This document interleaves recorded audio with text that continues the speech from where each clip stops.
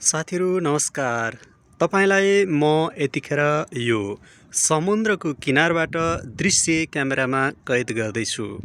साथीहरू यतिखेर म जापानको ओकायामा भन्ने प्रान्तबाट यो भिडियो क्यामेरामा कैद गर्दैछु। आज शनिबारको दिन यो दृश्य तपाईलाई सम्प्रेषण गर्दैछु। यी ठुला ठुला पानी जहाजमा विभिन्न खालका यन्त्र उपकरणहरू देख्न सक्नुहुन्छ।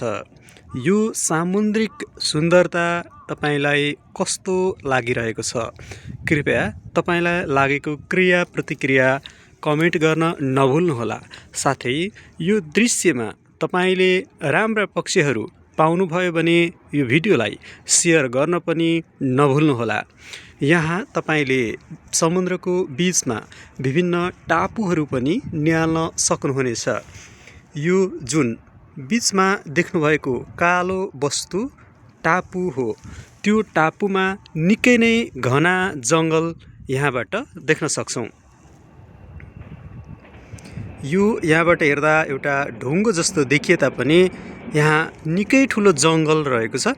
त्यो चाहिँ गोलो आकारमा टापुमा मिसिएको छ र यहाँ विभिन्न पानी जहाजहरू पनि कुदेको तपाईले देख्न सक्नुहुन्छ। भिजिबिलिटी अलिकति कम भएको कारणले गर्दाखेरि तपाईहरुलाई मैले सम्पूर्ण दृश्य देखाउन सकिरहेको छैन।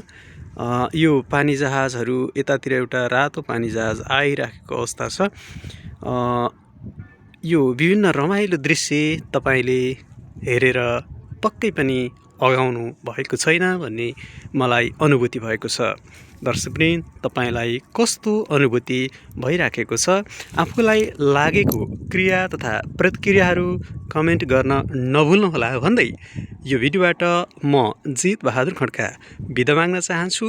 नमस्ते।